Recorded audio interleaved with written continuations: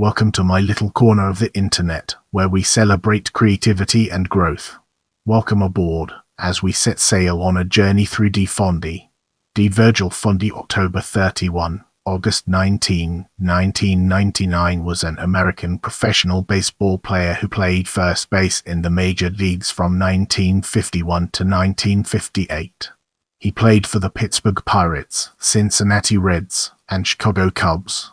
Fondy was and weighed 195 pounds. He spent a portion of his youth in San Bernardino, California. Fondy was the last player to bat at Ebbets Field.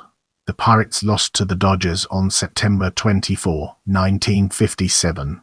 He grounded out to shortstop Don Zimmer, who threw to first baseman Jim Gentile for the final out of the game. He batted above 3 times, twice for the Cubs and the Pirates during the years. Moving forward, we'll be taking a closer look at Soldier, minor league baseball. Fondy served in World War I in the U.S. Army and was among the forces which landed on Utah Beach, in Normandy, in 1944. This was 3 months after D-Day. In the spring of 1949, Fondy played for the Fort Worth Cats in the Texas League. He homered off Mort Cooper in an exhibition game against the Chicago Cubs in Fort Worth.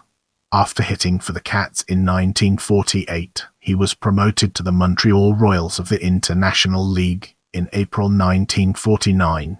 He played a total of 16 games with Montreal, 6 with Fort Worth, and 128 with the Mobile Bears of the Southern Association in 1949. He hit with Mobile.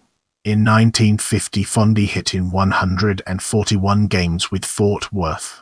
He led the Texas League in stolen bases with 38 and played in the league's All-Star Game. In the next phase, we'll be immersing ourselves in the realm of Dodgers prospect and exploring its real-world applications. Fondy came to the majors in the Brooklyn Dodgers organization as a huge slugging first baseman from Fort Worth. A 1949 New York Times article remarked on his speed for a big man. In spring training, he scored from second on a fly ball to right fielder, Carl Furillo, who possessed a rifle arm.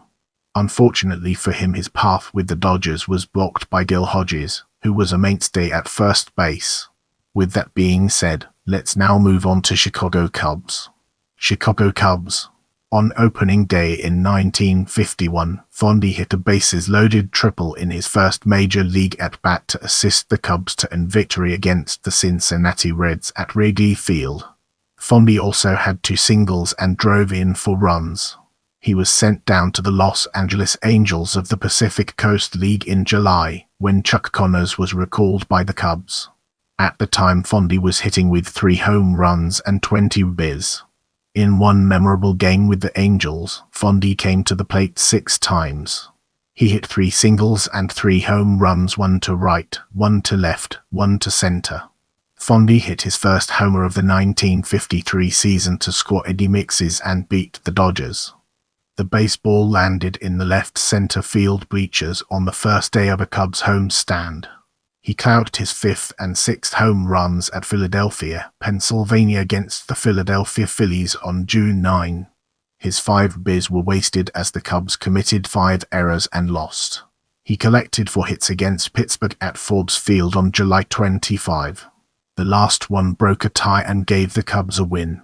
It was his 13th 1953 homer. In September, Fondy's 9th inning steal of home won the opener of a doubleheader against Cincinnati. He had a solo home run as one of 6 hit by the Cubs in the game. Fondy jammed his left hand against Cincinnati in July 1954 and missed several games. X-rays proved negative. During spring training in 1955, Fondy went on a tear of 13 hits in 16 times at bat. He knocked in 7 runs with a couple of home runs versus the San Antonio Missions on April 2. He hit his 5th home run of 1956 in the 10th inning of a July 19 game with Philadelphia. It earned Chicago a victory. Let's now turn our attention to Pittsburgh Pirates, Cincinnati Reds, and uncover the fascinating insights it brings to the table. Pittsburgh Pirates, Cincinnati Reds. In January 1957, Fondy was reported to be part of a 9-player trade which would have sent him along with second baseman Gene Baker to the Phillies, in return for center fielder Richie Ashburn. Instead, Fondy and Baker were traded to Pittsburgh for first baseman Dale Long and outfielder Lee Walls. There was no cash involved. On May 12, Fondy batted 2 singles and a home run to help defeat Robin Roberts and the Phillies. He took the lead in the National League batting race with 3 singles in 5 at-bats against the St. Louis Cardinals on June 4. The last hit gave the Pirates the win and boosted Fondy's batting average toe. Fondy was traded to the Cincinnati Reds for Ted Kluszewski in December 1957. It was an even deal of first baseman. Fondy averaged in 106 games in 1957 despite being injured after being hit with a thrown ball in pre-game practice. Fondy had difficulty making the starting lineup for the Reds in 1958. He was moved to the outfield after George Crowe became the regular first baseman. Fondy smashed a 3-run homer against the Milwaukee Braves to send Lou Burnett to an early exit on May 18. On September 29, Cincinnati released Fondy to the Seattle Rainiers of the Pacific Coast League in exchange for pitcher Claude Osteen. With our curiosity piqued, let's embark on a dedicated exploration of scout and baseball executive and its fascinating intricacies. Following his playing career, he worked as a scout and front office official for the New York Mets and the Milwaukee Brewers. With the Brewers, he signed Paul Molita, who amassed more than 3,000 hits in his career in the majors. Fondy retired from baseball in 1995 after working as a special assistant to the Milwaukee general manager.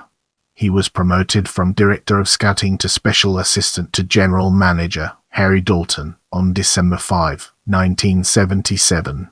Now, let's dig deeper into death and unveil the hidden treasures it holds within. Fondy died at the Plymouth Village Retirement Center, age 74, in 1999. He was buried at Montecito Memorial Park, in Colton, California. If you want to see more videos like this, make sure to subscribe and turn on notifications.